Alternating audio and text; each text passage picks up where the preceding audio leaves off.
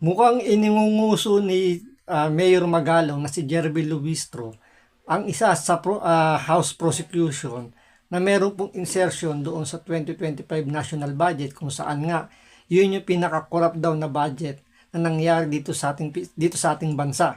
So, sinasabi ni Mayor Magalong na kaya tahimik po ang mga congressman pagdating po sa issue ng flood control dahil nga nakakatanggap nga rin po sila ng mga malay-maletang pera galing po sa flood control. Kaya ang inaatupag po nila ngayon dito yung impeachment.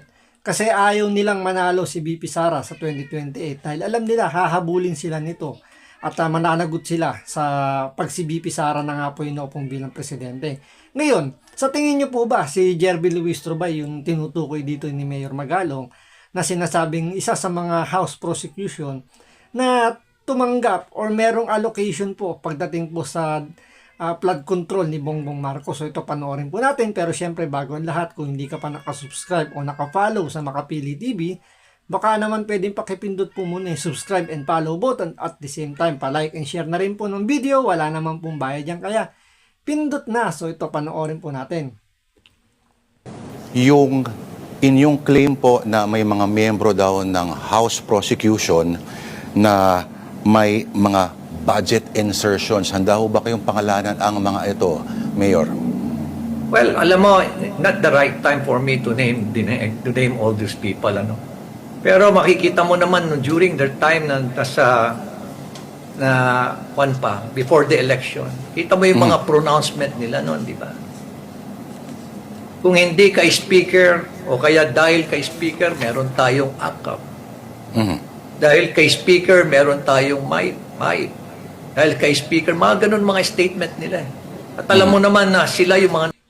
I-search nyo po yan kung sino po yung nag-viral dyan kasi sigaw ng dahil kay speaker, merong maip. Dahil kay speaker, merong tupad. Dahil kay speaker, merong ano pa ba yun, yung mga ayu-ayuda na yan. So, viral po yan kung sino po yan. At sinasabi nga nila na si Jerby Luistro daw po yan.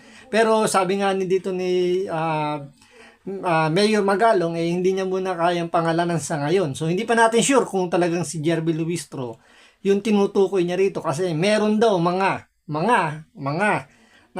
nasa prosecutor ang tumatanggap nga daw po.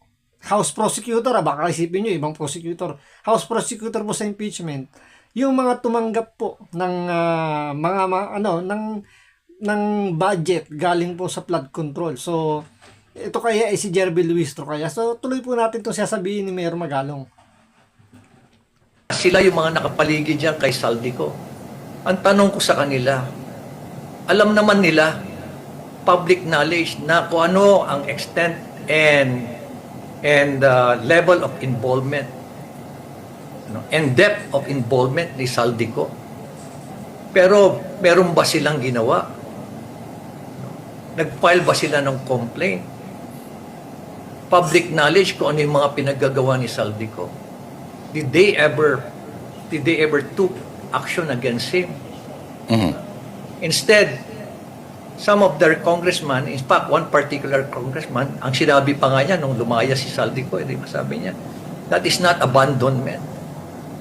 That is sacrifice. Kita mo yung mga pananaw nila. Diba?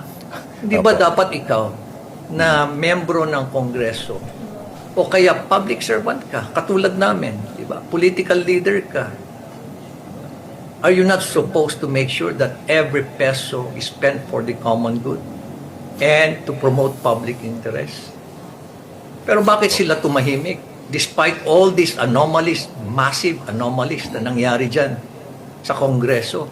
Yung involvement ng mga congressman dyan sa mga flood control project. Alam nila yan.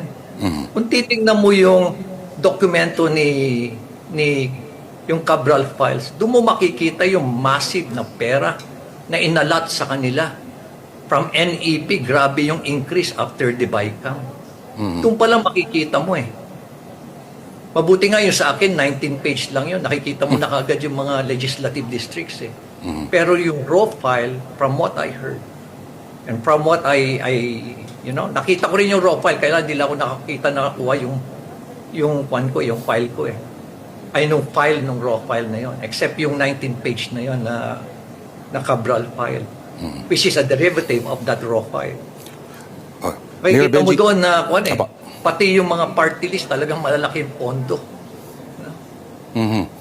At yung Mayor mga iba Benji- pang mga personalities, Opo. ang lalaki rin ng pondo doon. Kaya talagang malulungkot ka na alam nyo naman kung ano nangyayari. Bakit tumahimik kayo? O, di ba? Nagsagawa lang po ng isang hearing sa House of Representative tungkol nga po doon sa hearing ng flood control, di ba? Pero after nun, hindi na nasundan. Kasi yung tinutumbok po ng hearing, ang nadidiin yung mga congressman. Ngayon, sa tingin po ba ninyo, yung sinasabi ni Mayor Magalong, si Jerby Luistro, yung sinasabi niyang House Prosecutor na tumanggap din daw or merong allocation insertion sa national budget. So ito panoorin po natin kasi ito nabanggit doon dahil kay speaker, di ba? So ito panoorin po natin na kung si Jerby Luistro ba talaga yung tinutukoy doon ni Mayor Magalong. You are witnessing right now ay hindi po mangyayari without the leadership of the best ever Speaker of the Congress of the Philippines. At ito po ang palagi kong sinasabi sa inyo kung bakit bumabagyo at bumabaha ng biyaya sa 2nd District. It is because of our dear Speaker. So once again, let me state my lines.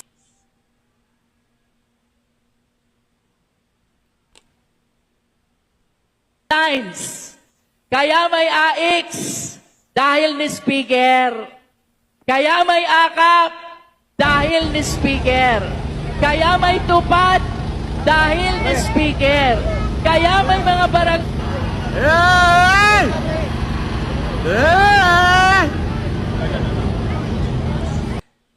Sa palagay nyo, kumbinsido ba kayo na si Jerby Luistro yung tinutukoy doon ni Mayor Magalong na isa sa mga prosecutor na nakatanggap ng allocation dito sa flood control project ng DPWH? Kasi kung isipin nyo, di ba talagang tumahimik ang House of Representatives pagdating sa issue ng flood control eh.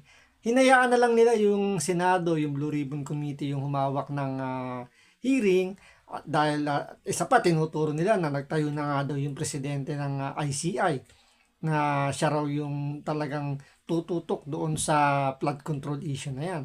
Pero kung titingnan nyo sa mga nasampahan po ng kaso ngayon, mga nakakulong ngayon, wala pa pong congressman ang nakakulong.